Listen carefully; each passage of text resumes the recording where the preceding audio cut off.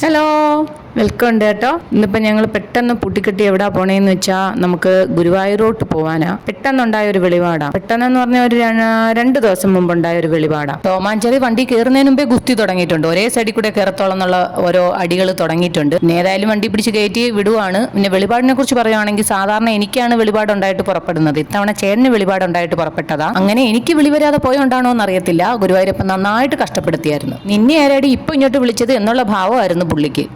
അത് അവിടെ ചെന്നിട്ട് ഞാൻ പറയാം. ഇപ്പം ഞാൻ എന്തായാലും എൻ്റെ പേടകം എടുത്ത് ഞാൻ മാമൻ്റെ വീട്ടിലോട്ട് കൊണ്ടുവച്ചിട്ട് പിന്നെ ഇവരെ കൂടെ ഞാൻ ജോയിൻ ചെയ്യത്തോളൂ. വീടും കൂടെ പൊക്കിയെടുത്ത് അവിടെ കൊണ്ടുവയ്ക്കാൻ പറ്റുമായിരുന്നെങ്കിൽ ചേട്ടൻ അതും കൂടി എന്നെ കൊണ്ട് ചെയ്യിച്ചാനെ. എന്തെല്ലാമോ പറക്കിയെടുത്തിട്ടുണ്ട്. നേരെ ഇനി നാത്തൂൻ്റെ വീട് വഴിയാണ് പോകുന്നത്. കാരണം എൻ്റെ മോൻ ഇന്ന് അവിടെ ഇരിക്കുന്ന ആ പാൻറ്റ് മാത്രമേ ഇട്ടുകൊണ്ട് പോകത്തോളം എന്ന് നിൽക്കുക.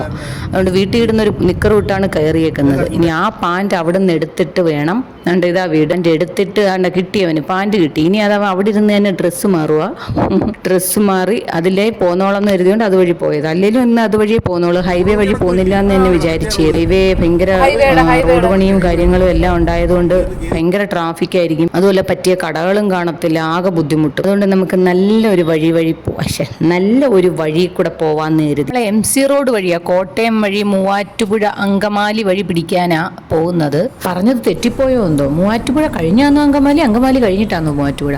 ഏതായാലും ആ റോഡാകട്ടോ നല്ല പ്രകൃതി രമണീയമായ റോഡും നല്ല സ്ഥലവും കാഴ്ചകളും എല്ലാം അടിപൊളിയായിരുന്നു. എനിക്ക് തോന്നുന്നു ഗുരുവായൂർ പോകുന്നവർ ഈ പ്രദേശത്തൊക്കെ ഉള്ളവർ, തെക്കുള്ളവരൊക്കെ ഈ വഴി പോകുന്നതായിരിക്കും നല്ലതെന്ന് തോന്നുന്നു. 2 പേരും ചായാൻ തുടങ്ങിയപ്പോഴേ മനസ്സിലായി സംഗതി വശപ്പശക്കാന്ന്. കാര്യം പണ്ടൊക്കെ വീട്ടിൽ നിന്നേ ഞാൻ ദോശ ഇട്ട് കൊടുത്തിട്ടാണ് വരുന്നത്. ഇന്ന് ലേറ്റ് ആയതുകൊണ്ട് അങ്ങനെ ചെയ്തില്ല. അപ്പം ആദ്യമേ 2 പേർക്കും ഒരിച്ചിരി ഇന്ധനം നിറച്ചു കൊടുത്തില്ലെങ്കിൽ പ്രശ്നം ഗുരുതരമാവും. 2 പേരും വാളെടുത്ത് യുദ്ധം തുടങ്ങും. അതിനേക്കാൾ മുമ്പ് നമ്മൾ വഴി കാണുന്ന ഒരു കടയിൽ നിർത്തി 2 പേർക്കും ഓരോ ദോശ മേടിച്ചു കൊടുക്കാന്ന് കരുതി. ഞാനും ചേട്ടനും ഒരു ചായ മാത്രമേ കുടിച്ചോളൂ. കാരണം കുറച്ചുകൂടെ മുന്നോട്ട് പോയിട്ട് ഇനി വേറെ കട ഏതെങ്കിലും കയറിയിട്ട് നമുക്ക് ബ്രേക്ക്ഫാസ്റ്റ് കഴിക്കാമല്ലോ. കാര്യം ബ്രേക്ക്ഫാസ്റ്റ് കഴിക്കുന്ന സമയമായിട്ടില്ല, അതുകൊണ്ടും കൂടി. പിന്നെ ഇവരുടെ കാര്യം എന്തെന്ന് പറഞ്ഞാൽ പറയാൻ പറ്റത്തില്ല. യാത്ര തുടങ്ങിയ പിന്നെ ഇവർക്ക് വിശപ്പുമാണ്, ഗ്യാസുമാണ്, ആകെ വിഷയമാണ്. ആ ഇന്ധനം നിറച്ചു കഴിഞ്ഞാൽ സമാധാനം കിട്ടുമല്ലോ എന്നാണ് കരുതിയത്. പക്ഷേ അതോടുകൂടി സമാധാനം പോയാന്ന് പിന്നെ മനസ്സിലായി. കാര്യം ഈ ദോശ കഴിച്ചു കഴിഞ്ഞപ്പോഴത്തേക്ക് ഇവർക്ക് എനർജി വന്ന് പിന്നെ ഇവർ ഇടിയായി തൊഴിയായി. പിന്നെ അവർക്ക് തന്നെ അറിയാൻ വയ്യ അവരെന്തൊക്കെയാണ് കാണിക്കുന്നത്. ആ ദോശക്കകത്ത് വല്ല എന്തെങ്കിലും എനർജി പൗഡർ വല്ലതും ഉണ്ടായിരുന്നോ എന്തോ. പിന്നെ ഇതിൻ്റെ എല്ലാ പവറും പിന്നെ അവർ കാണിച്ചിട്ടുണ്ട്.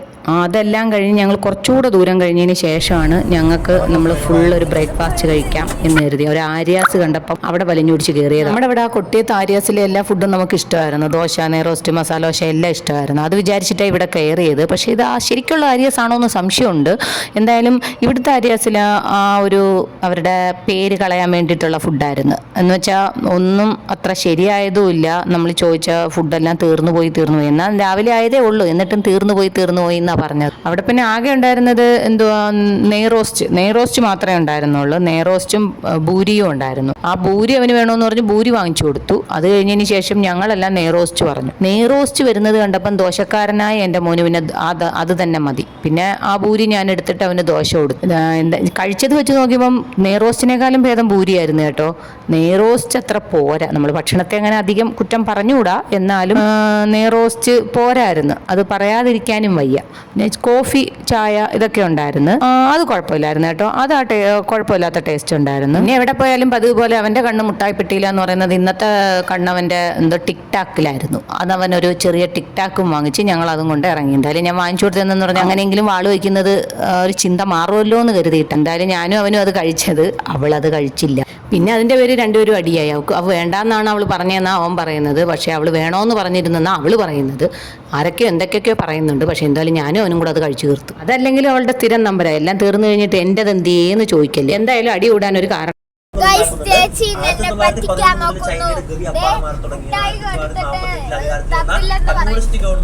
എന്തായാലും ഈ കളിയും ചിരിയൊക്കെ ഉണ്ടായതുകൊണ്ട് യാത്ര പോകുന്നത് അറിയുന്നില്ല. അപ്പോഴേക്കും കോട്ടയം എന്ന ബോർഡ് കണ്ടപ്പോഴേക്കും ഞങ്ങൾക്കൊരു സന്തോഷം, കുളിരും ഒക്കെ കോരി. കോട്ടയത്തെ ഭാഷ എനിക്ക് ഭയങ്കര ഇഷ്ടമാണ് കേട്ടോ. അതുകൊണ്ട് ഞങ്ങൾ കടയിൽ കയറി ചായയൊക്കെ കുടിക്കാൻ, വെള്ളമൊക്കെ കുടിക്കാൻ നേരത്ത് അവരോടൊക്കെ സംസാരിക്കും. എന്തിനാന്ന് പറഞ്ഞാൽ എനിക്ക് ആ ഭാഷ കേൾക്കാൻ വേണ്ടിയിട്ടാണ്. കോട്ടയം മാത്രമല്ല, എല്ലാ ജില്ലയ്ക്കും ഓരോ പ്രത്യേകതയുണ്ട് സംസാരിക്കുന്ന കേൾക്കാൻ. കൊല്ലത്ത് തന്നെ താമസിക്കുന്നുണ്ടോയെന്നൊന്നും അറിയത്തില്ല. കൊല്ലത്തിന് പ്രത്യേകിച്ചൊരു വളവും നീട്ടലും ഒന്നും ഉള്ളതായിട്ട് എനിക്ക് തോന്നിയിട്ടില്ല. പ്രത്യേകതയുള്ളതായിട്ട് തോന്നുന്നില്ല. ബാക്കി എല്ലാ ജില്ലയിലും പോകുമ്പോൾ നമുക്കൊരു പ്രത്യേകത തോന്നും. പിന്നെ ഞങ്ങൾ ആ കോട്ടയം ഭാഷയെ കേട്ടിട്ട് പിന്നെ കുറേ നേരം അത് അനുകരിക്കില്ല. ഞങ്ങൾ ഞങ്ങളെ പണി. ഞങ്ങൾ 3-4 പേരും കൂടെ പിന്നെ അത് അനുകരിച്ച് സംസാരിക്കും. ഇവിടെ മാത്രമല്ല, ഇനി തൃശ്ശൂർ എത്തിയാൽ ഞങ്ങൾ ഇനി തൃശ്ശൂർ അനുകരണമായിരിക്കും. തൃശ്ശൂർ എവിടെയെങ്കിലും കടയിൽ കയറി ആ ഭാഷ കേട്ടതിന് ശേഷം പിന്നെ ഞങ്ങൾ അത് അനുകരിക്കും. ഈ ഗുരുവായൂർ പോകുന്നവരൊക്കെ ഉണ്ടല്ലോ, ഇതുവഴി പോകുന്നത് നല്ല രസമായിരിക്കും കേട്ടോ. നമുക്ക് ഒരു മുഷിപ്പും തോന്നാത്തൊരു യാത്രയായിരിക്കും ഇതിലോടുള്ള യാത്ര. കാര്യം എന്ന് പറഞ്ഞാൽ നമുക്ക് ട്രാഫിക്കൊന്നുമില്ല, അങ്ങനെ പൊയ്ക്കൊണ്ടിരുന്നാൽ മതി. നല്ല ഫുഡും കിട്ടും വരിക്ക്. പിന്നെ നമ്മൾ വ്രതം ആയതുകൊണ്ട് നമുക്ക് ഇനിയിപ്പോൾ വെജിറ്റേറിയൻ ഫുഡാണ്. ചേട്ടൻ പറഞ്ഞതാ പെരുമ്പാവൂർ എത്തിയിട്ട് നല്ല വെജിറ്റേറിയൻ ഹോട്ടലുണ്ട്, അവിടുന്ന് കഴിക്കാമെന്ന്. പക്ഷേ ഞങ്ങൾക്ക് അതിനുമുമ്പ് അതിനുമുമ്പ് കഴിച്ചു. അപ്പോഴേക്കും ഇവരെല്ലാം ഉറക്കമായി. ഞാനാണെങ്കിൽ ചേട്ടൻ്റെ അടുത്ത് ഗൂഗിൾ നോക്കി അങ്ങോട്ട് തിരി ഇങ്ങോട്ട് തിരി എന്നൊക്കെ പറഞ്ഞു പോകുന്നുണ്ട്. തിരിച്ച് ഞങ്ങൾ നോക്കുമ്പോൾ തിരിഞ്ഞെടുത്ത് തന്നെ വീണ്ടും വരും, തിരിച്ചെത്തുന്നു. പിന്നെ മനസ്സിലത് ഗൂഗിൾ ചതിച്ചു. ആദ്യമുള്ള യാത്രയൊക്കെ നല്ല സുഖമായിരുന്നെങ്കിലും ഗൂഗിൾ ഞങ്ങളെ അവസാനം ഇട്ട് ചതിച്ചു കളഞ്ഞ്. പിന്നെ 2 മണിക്കൂറോളം തൃശ്ശൂർ കിടന്ന് കറങ്ങേണ്ടി വന്നു. എന്തായാലും കറങ്ങി ഞങ്ങൾ നേരെ ഗുരുവായൂർ എത്തി. ഞങ്ങൾ സ്ഥിരം താമസിക്കുന്ന അതേ ഹോട്ടലിൽ തന്നെ എത്തി. അവിടോട്ട് എത്തിക്കഴിഞ്ഞാൽ പിന്നെ നമുക്ക് നമ്മുടെ സ്വന്തം സ്ഥലമായിട്ട് തോന്നും. എന്താണെന്നറിയത്തില്ല, പ്രത്യേക ഒരു സുഖമാണ് അവിടെ എത്തിക്കഴിയും. എന്തായാലും ഞങ്ങൾ റൂമിലെത്തി കുളിച്ച് നേരെ അമ്പലത്തിലോട്ട് പെട്ടെന്ന് അങ്ങ് പോയി. ആ കഥ ഇതിൽ തീരാത്തോണ്ട് ഞാൻ അടുത്തതിൽ പറയാവേ.